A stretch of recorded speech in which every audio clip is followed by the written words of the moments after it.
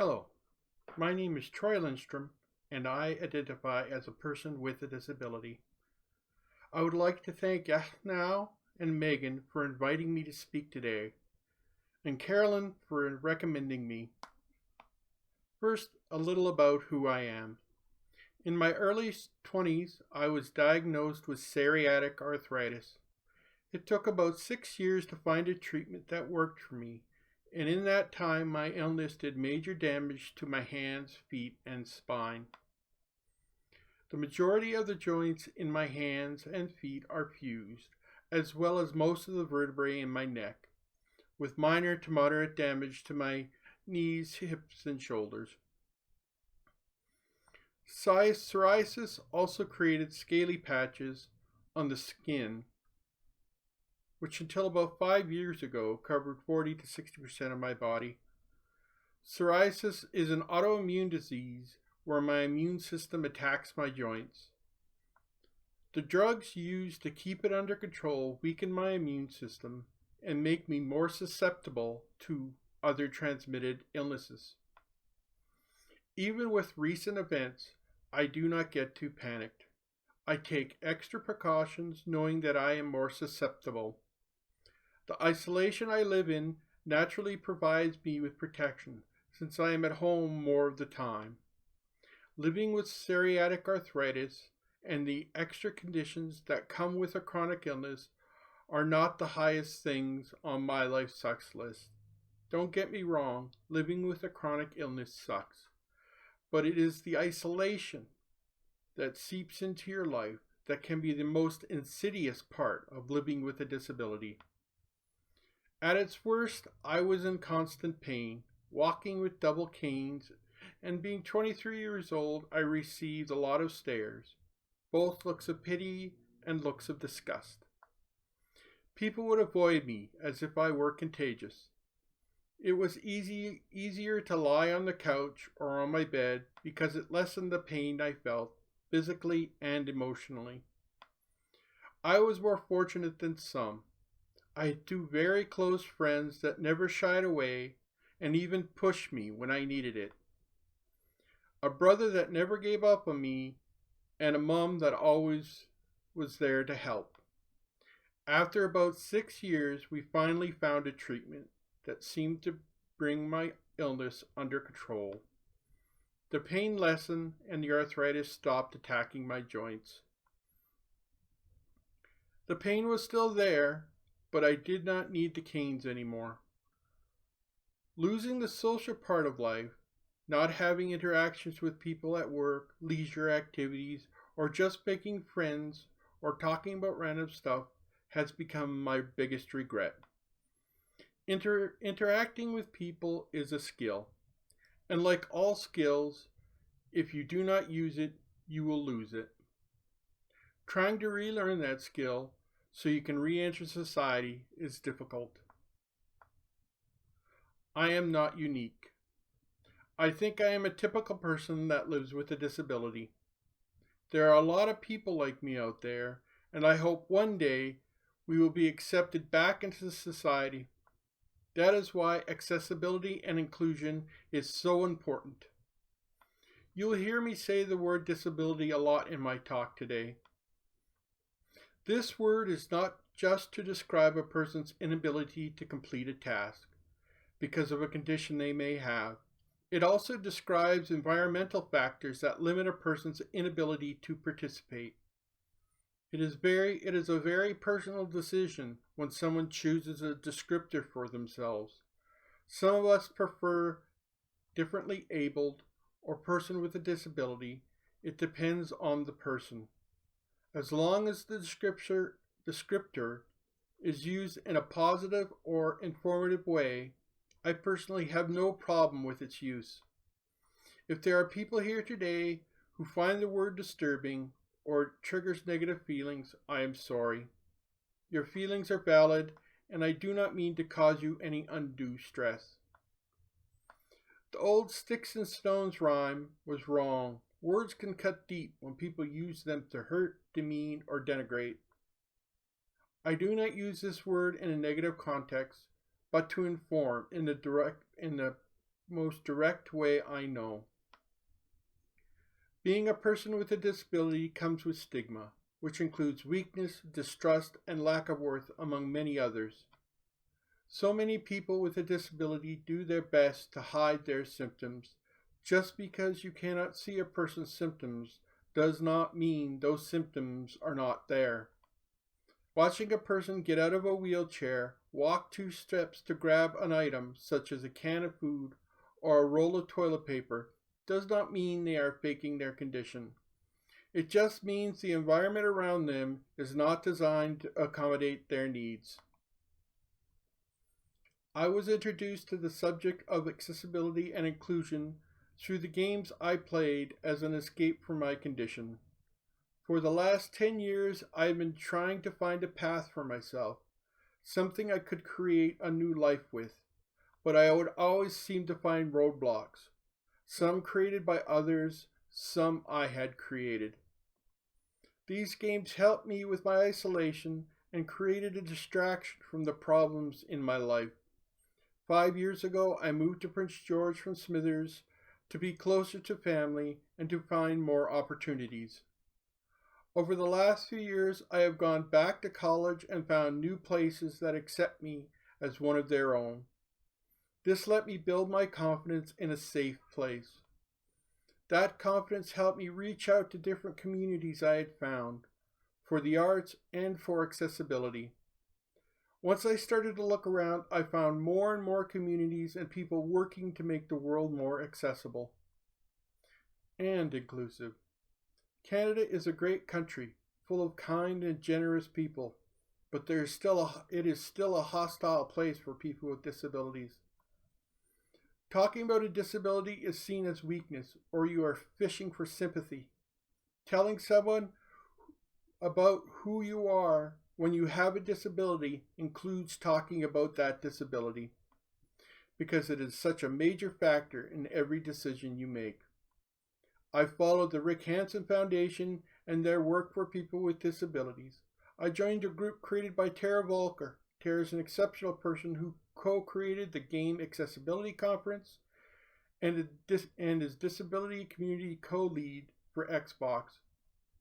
I learned where we are in regards to accessibility and inclusion for people with disabilities and in how far we still have to go. I have always known about people who think we are a drain on society and those who do not see us at all. But I also know that there are many that do see us as people and try their best to be our allies.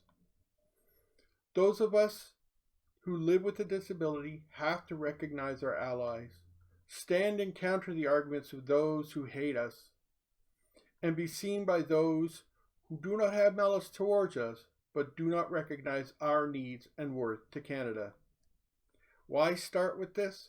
I want you to understand my perspective and provide credibility to what I will be sharing with you today. Disability's traditional definition from Webster's dictionary is a physical, mental, cognitive, or developmental condition that impairs, interferes with, or limits a person's ability to engage in certain tasks, actions, or participate in typical daily activities and interactions. This is how people usually see us. This is how people usually see a person with a disability. It is the impairment that limits them. To be sure, there are many conditions, when severe enough, that can limit people. Conditions that can result in an inability to leave your home or even your bed. There are other conditions that impair, interfere with, or limit a person's ability to engage in certain tasks or actions, and that is a mismatch between a person and their surroundings. If the design of a building or workspace limits someone's ability to participate, it is the design that is debilitating, not the medical condition. The disability people face is not a medical but an environmental disability created by designs where our needs were not considered. There needs to be a change in the way our society sees people with disabilities. and how we design the environments everyone lives in to include us. Everyone has their own perspective. It can be hard to see the world from a perspective that is not your own. When you have not lived someone's life and completely understand the burdens they deal with on a daily basis, it can be hard to empathize with other people. Or if you care too much, you become exhausted knowing there is so much pain in the world. We are not all the same. And I am not asking people to move a mountain. Instead, just start with considering the needs of people with disabilities when you make a plan. If you do not intentionally include, you will unintentionally exclude.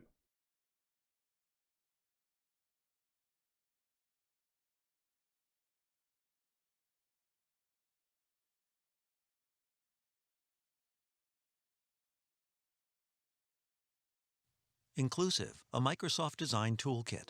Rosemarie Garland Thompson, Professor, Emory University.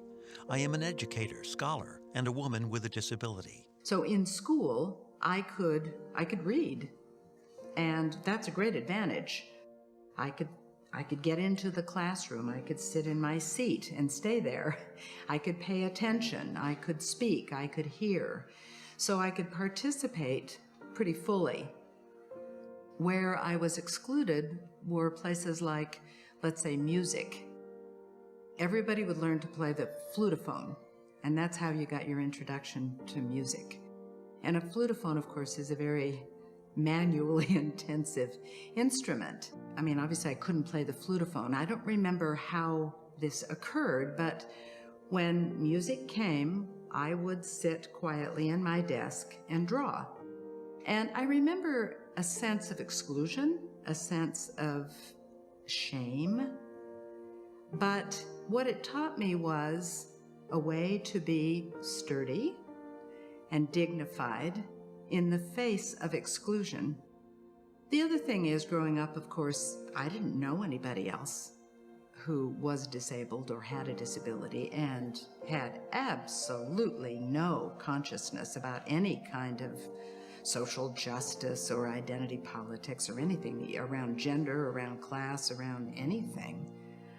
And when I discovered that there was a disability rights movement, I was just astonished. Her hands are asymmetrical.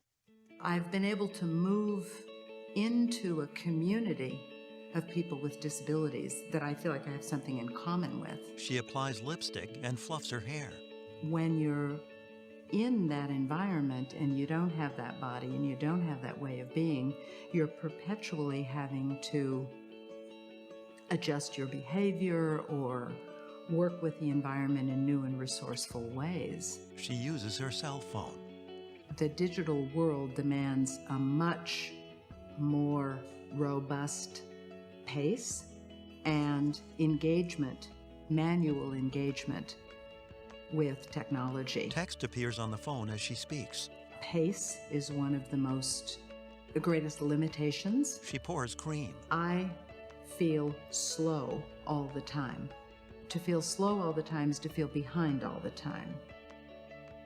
It takes me maybe 30 to 45 seconds longer to go through anything. And when there are all sorts of people behind me pushing through quickly, and I'm doing things with one hand, it literally slows me down. She packs a suitcase. We have a different relationship to space and a different relationship to time from the normative expectations of how you arrange yourself in space and how you arrange yourself in time. She wheels her luggage into an airport terminal. When I'm in an accessible space without other disabled people using the space, I feel alone. She enters through a revolving door. For me, the best environment that I'm ever in is Washington, D.C. So when you go to Washington, D.C., it's very moving because you're in an accessible public environment, transportation, public spaces, and it's used by a wide range of people with disabilities and other people that use accessible environments. Passengers wait for the metro in D.C. So one of the things that I think is most important about a disability perspective is to make life work, to make things fit between body and world. You change the environment, not the body. You change the environment, not the person. And that structure is one that says you are a person equal in dignity and value and worth to every other person. I went to Washington, D.C. this summer for a week to be a part of and to participate in the celebrations and the events around the 25th anniversary of the passage of the Americans with Disabilities Act. President Bush. With today's signing of the landmark Americans for Disabilities Act, every man, woman, and child with a disability can now pass through once closed doors into a bright new era of equality, independence, and freedom. I was in a constant community with more people with disabilities who had some status in the world than I had ever been with before. And it was so Rosemary fights back tears. moving. At the ceremony, spectators applaud. In the front row, a half-dozen men and women sit in wheelchairs. And that is what makes me feel most as if this is really an integrated and diverse world. Titles. This is part of a film series created to build empathy and inspire designers. Inclusive, a Microsoft design toolkit. A slanted light production. Microsoft.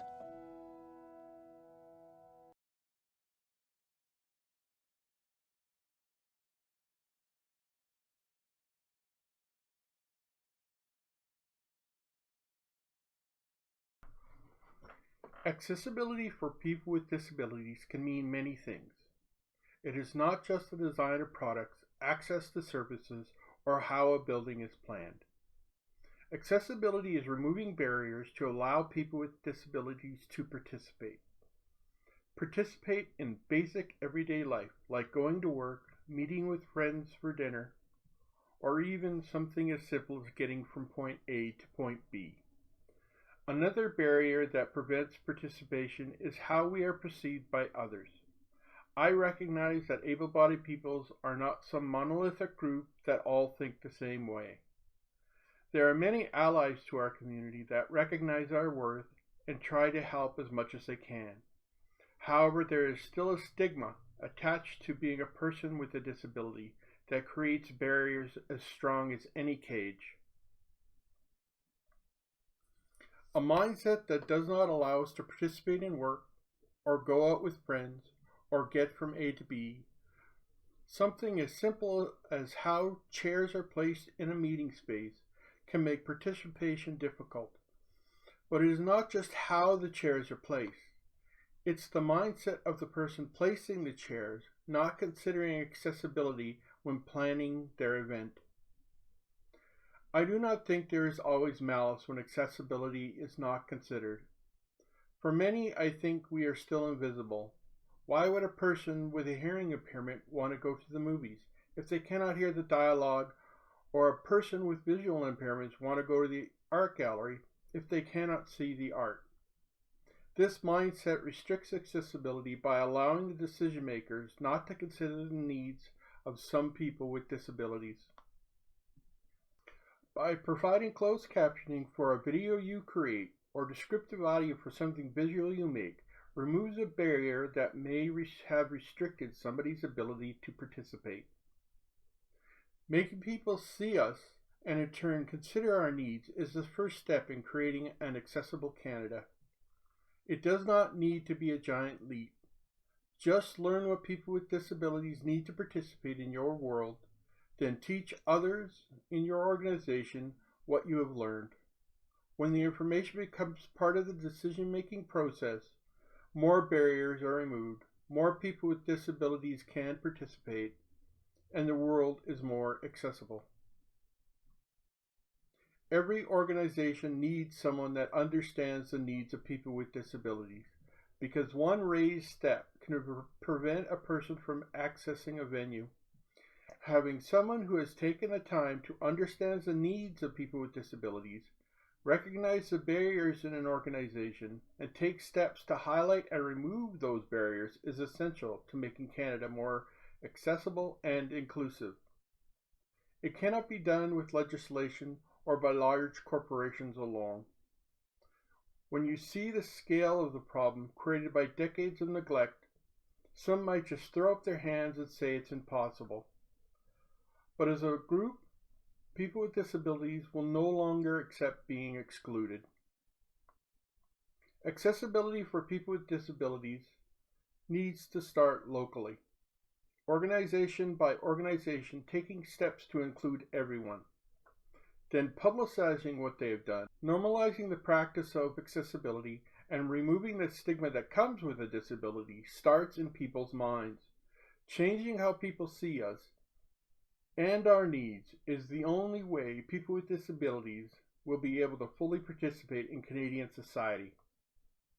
The push for accessibility for people with disabilities in all aspects of life has slowly started to increase, with organizations like the 𝙑𝙞𝙤𝙤𝙣𝙩 and corporations like Microsoft, and to a lesser degree, the federal and some provincial governments. There has been laws in place to prevent discrimination and ensure people with disabilities have equal access for decades, and these laws have blunted open bigotry and discrimination against us, but the bias is still there. The 30-pound rule, for instance, is something you will see in job placement ads. This rule is a message to anyone with a disability that they need not apply, especially when the position has no recognizable need to lift heavy objects. Another example is when a person comes in for an interview and new criteria is added to the job's description. This is not always intentional, but it happens when an employer recognizes a disability and how a requirement for the position that was not advertised may be incompatible. Not having accessibility and inclusion guidelines as part of the application process from the beginning to end can lead to this. The 𝙑𝙤𝙤𝙤𝙤 has been a leader in accessibility and inclusion for people with disabilities. This organization has been advocating for people with disabilities, highlighting successes of people with disabilities, and helping other organizations in being more accessible and inclusive.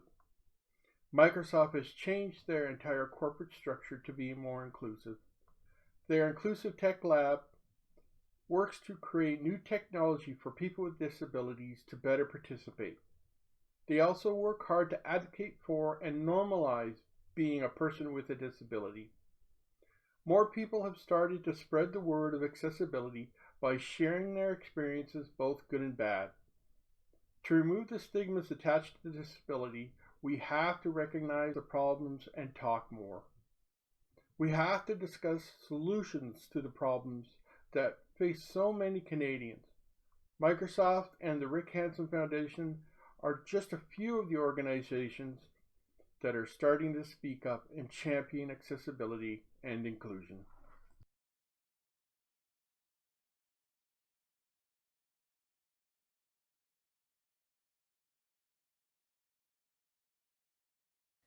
Titles: Inclusive, a Microsoft Design Toolkit. Victor Pineda, urban planner, filmmaker. A quote: I am a speaker, scholar, and storyteller.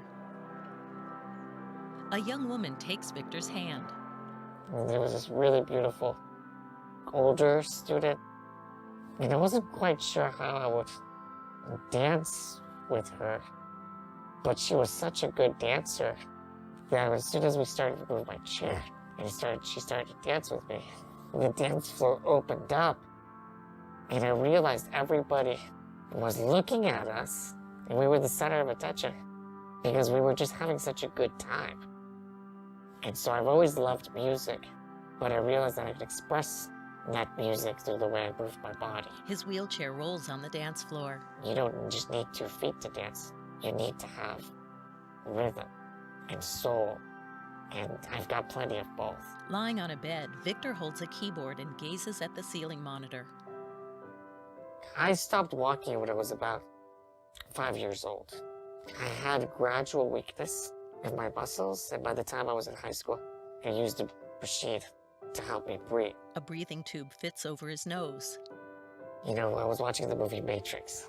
Do you take the red pill or the blue pill? And the question is, would I take a pill that would make my disability go away?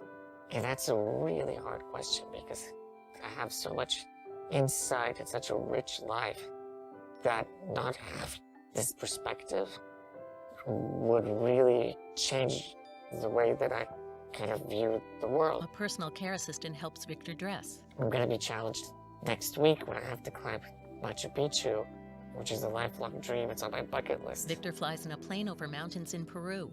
And I'm challenged by thinking about how to make that journey possible, but I know that I'll get through it. 2 men guide Victor's wheelchair along a narrow, rocky trail. A lofty view shows a terraced hillside. There's a triangle, 3 different things that have to come together to really unlock human accomplishments for people with disabilities. And those involve assistive technology, personal assistance, somebody that's aware, understanding how to support you. And 3 is coping strategies. And so these 3 things sort of create a variety of tools. In a Nevada desert, Victor rides in an ice taxi. Like my recent trip to Burning Man, He lies on blankets. where I had never been camping before because I need some basic infrastructure. His wheelchair rides atop the taxi. And so how was I going to get, a solar-powered battery charger to charge my breathing machine? And how was I going to have my assistant putting me in a tent and having to put me on the floor and this and that? And I challenged myself to sort of put myself in a really difficult place, knowing that I had good people around me and support to get through it. Shirtless, he lounges in a chair. So it's really about seeing users and meeting users and engaging with people that can be completely different than you. It stretches your imagination of what's possible. And so by having designers, whether they're designing a school or software, they're able to design ways and functionalities that unlock human potential. He visits a marketplace. It not only makes that software, that school, more useful for broader numbers of people, but it has a trickle effect. It has a multiplier effect. That it changes those people, in a sense, it changes society. Because the fact that the designer thought about a wider group of people opens up for society to see these people that were once invisible. Victor speaks at conferences. A choral group includes some who use wheelchairs. And the designers have the power to unlock that potential. He consults on an urban planning design. As people with disabilities, there is this very clear understanding that you either are able to contribute to society or you're just left out of society. And the tools that you design really change the equation in terms of what I can contribute. So remove those obstacles and let me contribute my talents, because I want to be part of society. I want to give everything I have. I don't want to sit on the sidelines. You can change that. You can change the rules of the game so the game includes me and includes my talents. Victor eases his wheelchair down a ramp at the Ed Roberts campus in Berkeley and exits through a door to the outside. Fade to black. Titles. This is part of a film series created to build empathy and inspire designers. Inclusive, a Microsoft Design Toolkit. A Slanted Light production, Microsoft.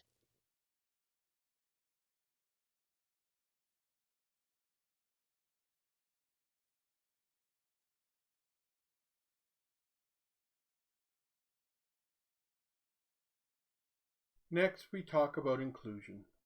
And this is where we get a little darker. The feeling that you are being excluded can really affect how a person sees himself.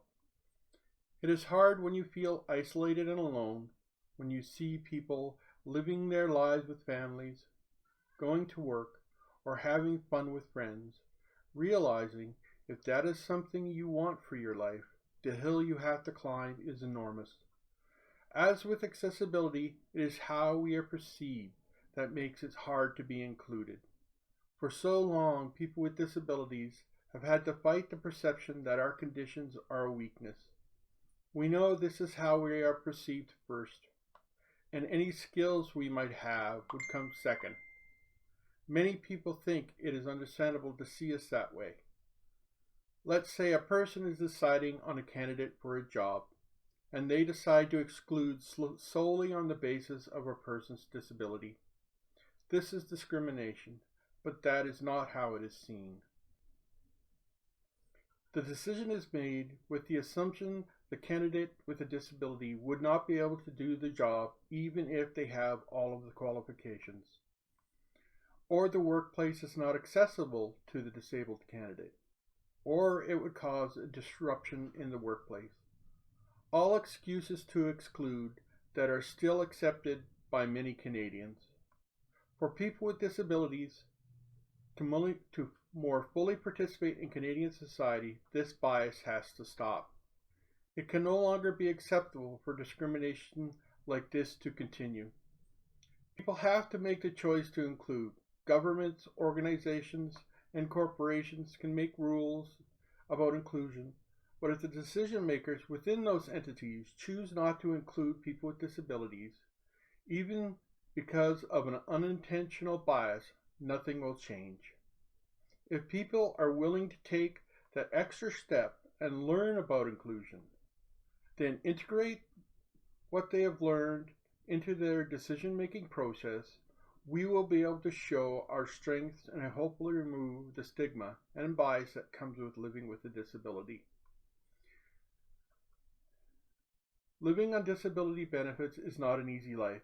It is one of poverty. Even people who do not live on benefits and have a disability are much more likely to live with a lower income. We have to recognize people's strengths, not just their weaknesses. People have to be willing to look for those strengths and make a concerted effort to include people with disabilities, to hire people with disabilities, and accept us as equals, not just see our weaknesses, assume the worst about us, and see us as less than. Accessibility and inclusion are two words that are bandied together a great deal, but they are not a single concept. Accessibility and inclusion are two different ideas that are needed to help people with disabilities participate in Canadian society as equals. The Merriam-Webster Dictionary defines inclusion as the act or practice of including and accommodating people who have historically been excluded because of their race, gender, sexuality, or ability. This is what inclusion means for people with disabilities. Not being excluded because of our disability, not having less than stamped on our forehead, but seen as normal people. Being included even if some accommodations are needed. There are so many talented people that have been left to drown in poverty and despair because others only saw their disability. If a stigma exists in someone's mind, they can always find an excuse not to do something. For a very long time, people with disabilities have not spoken up because even when we did, we were ignored. This is starting to change. My talk today has been focused on how people think, and less about specific steps that can be taken to be more inclusive and making Canada more accessible. There are so many other big issues like climate change and the discord that seems to exist between every group in our country. Being heard sometimes feels impossible. That is why I wanted to focus on something simple. How each of us thinks and the impact it has on people with disabilities. If you live with a disability long enough, you assume, right or wrong, Public events, your work or retail space, for example, will not always be accessible to you. It's because it becomes a default to look for specific preferences of accessibility and advertising and on the internet for organizations and events. If none are shown, then we assume it is not accessible. Then we have to decide if the value of the event is worth the risk of going and finding that you are not able to participate. This is another reason organizations have to publicize where they are in regards to accessibility and inclusion for people with disabilities, not just to inform the general public, but so people like myself have the information needed to know if we can participate. Publicizing an organization's desire to be accessible and inclusive will signal that it is a safe place for people with disabilities, somewhere they can participate in activities and interact with others as equals. Entering a room to looks of pity or condescending comments is embarrassing and degrading. One of the ways this ends is people seeing and interacting with us in public. To know we are not fragile but have strength. Showing our worth to others, we will remove stigmas that they have towards us. That is one of the strengths of inclusion. By allowing us to participate, people will learn to recognize our worth. If you do not intentionally include, you will unintentionally exclude. If you do not wish to exclude, then accessibility and inclusion have to be part of the conversation. Inclusive, a Microsoft Design Toolkit. Antoine Hunter, deaf advocate, dance teacher, choreographer. I am a 𝙑𝙞𝙬𝙑𝙞𝙣𝙩, father and dance advocate healer. I got one time I had a really wonderful job offer, and I had to go to rehearsal practice. The only issue was the door. Antoine, a tall, lean man with a beard, approaches an office building door and pushes numbers on an intercom keypad. In an interview, he signs. I don't know what they're saying. I can't hear them. Antoine presses his hand over the intercom speaker. So I talked about the problem. They wouldn't hire me because they felt like it was too much energy just to have someone to let me in. Oh, that was big. That was a cool job I wanted. Wow. And that's the bell sometimes. Using a smartphone, Antoine and a friend sign to each other. I feel like as a kid, we accept each other so easy, and that we are taught not to accept each other. We're taught that we're so different, like in a bad way, you know. That we're taught that being deaf is a problem. It's not a problem. It's a different culture. Antoine returns to his high school. At Skyline High School, Miss Chang, my dance teacher, she said, everyone needs to create a piece, a group dance. I'm outcast. No one really want to work with me. I'll do a solo. Okay, do a solo. So I was trying to come up with an idea. I did a solo choreography with Whitney Houston, I Will Always Love You. I was dancing, I was nervous, dancing, and then, you know, in the middle of that song, that's the instrumental break.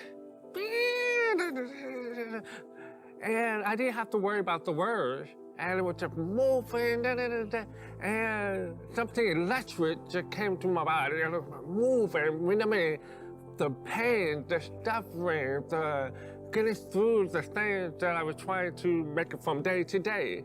And then the music finished, it was like, and people stopped to look at me, and then it was like, oh yeah, it was so cool. And then my teacher was like, what do you think of that dance? What did you feel? And people were saying, oh, I felt like it was cold. I felt like it was trapped. She was suffering, and it was like, they were saying all the words that I was thinking and feeling. Yeah, that's exactly what I felt. That was communication. I fell in love right there. Antoine applauds by lifting both hands and shaking them. With music, I use a lot of bars that move for volume. On stage with musicians, Antoine strikes a graceful pose. I just want to see it. He touches the instruments. I see Marcus Shelby, he's like, He mimes playing a cello. and then I see the piano guy going, He sways. and my body records it. I memorize it really well. Antoine starts to move. I just start putting it all together, creating my own instrument so I can dance with everyone. Shirtless, Antoine shows his muscular arms and torso as he reaches, dances, turns, and kicks in rhythm. Even though I really want to know what that music they're doing, I'm fine, I'm satisfied because I made mine. I have my voice, I have my music, and I'm with them. And it only happened without my hearing aid. I was able to listen to myself more. Wow, I started hearing my body. In a class, Antoine's teenage students move in slow motion, stretching their bodies.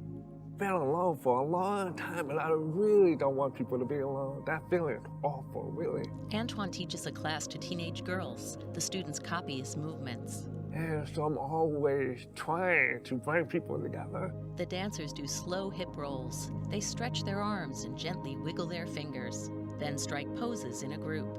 As class ends, everyone claps. Antoine signs thank you and bows to his students. On a playground, a woman gives Antoine a hug. Later, he signs to a young mother as her toddler sits in a stroller. I will tell people to take a minute to listen to yourself. Keep going, go for it, keep fighting, and then you'll discover something that will be awakened and blow up. And you'll be like, what is that? What was that? That's your voice, that's your music, that's your spirit. Antoine steps into an empty theater with rows of red seats. On stage, he stands in front of a white screen, undulating his arms. His long dreadlocks fly as he spins around. My biggest dream is hopefully one big opera theater and international dancers are coming and we learning from them. And we're giving role models to the kids, you know, give one to my daughter. Keep on inspiring each other, keep bringing each other up. A spotlight casts Antoine's shadow onto the white screen. With a serene smile, he takes a bow. Titles. This is part of a film series created to build empathy and inspire designers. Inclusive, a Microsoft Design Toolkit, a Slanted Light production, Microsoft.